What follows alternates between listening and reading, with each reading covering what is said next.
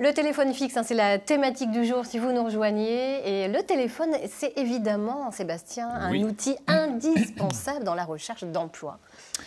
Exactement. Alors forcément, quand on cherche un job, on va envoyer son CV, puis à un moment donné, on n'a pas forcément de réponse et on a envie d'en savoir plus.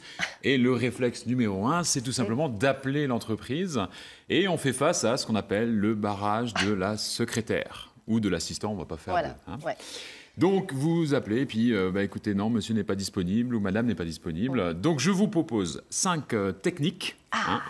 Techniques pour passer ces fameux barrages. Alors, téléphonique. Exactement. Alors, et la première technique, voilà, la technique de la confiance, de la méga confiance.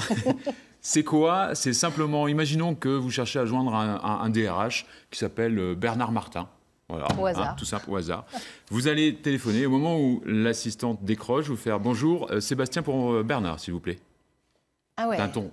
Il faut prendre le ton avec, Alors, parce que si vous commencez à hésiter, c'est pas bon.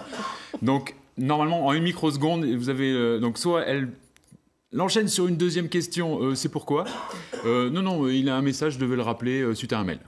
Toujours méga confiance, d'accord?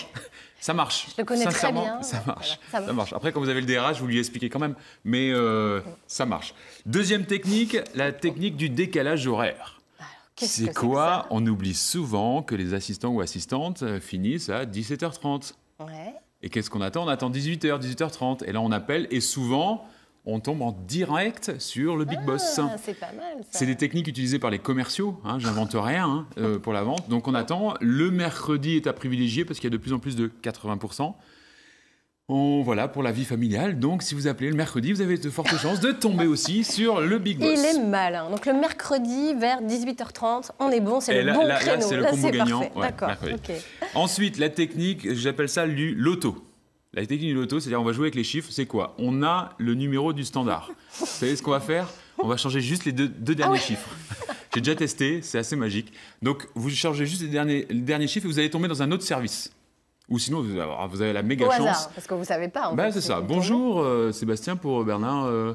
Puis là, on vous dit, ah non, mais là, vous êtes au service comptabilité. Ah mince, je comprends pas. Je croyais avoir fait sa ligne directe, c'est exactement. Dingue, ça. Là, il y a un truc qui ne va pas.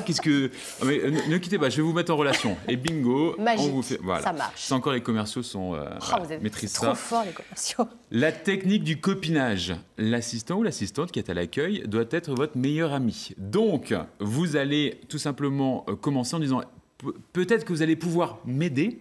Parce que figurez-vous que j'ai postulé à tel, j'aimerais bien avoir une réponse. Vous allez me dire comment je peux faire. Qu'est-ce que vous me conseillez pour pouvoir entrer en conversation avec monsieur Bernard Martin, notre DRH? Et vous allez vous intéresser, l'air de rien, vous devez être débordé en ce moment, et blablabla. C'est pas trop dur. Voilà, c'est ça. Et si vous en faites une alliée, elle va vous dire, bon écoutez, je vous conseille de téléphoner entre midi et 2, ou envoyez-lui un mail, il aime bien les SMS aussi, n'abusez pas, mais voilà comment il fonctionne. Et enfin, pour terminer, ce que j'appelle la technique de la recommandation. Ça, c'est pas mal. C'est grâce aux réseaux sociaux, vous allez aller chercher des gens qui sont dans l'entreprise et puis vous allez lui demander une phrase toute simple, envoyer un message. Est-ce que c'est bien à monsieur Bernard Martin que je dois envoyer mon CV? Vous le savez, vous connaissez déjà la réponse.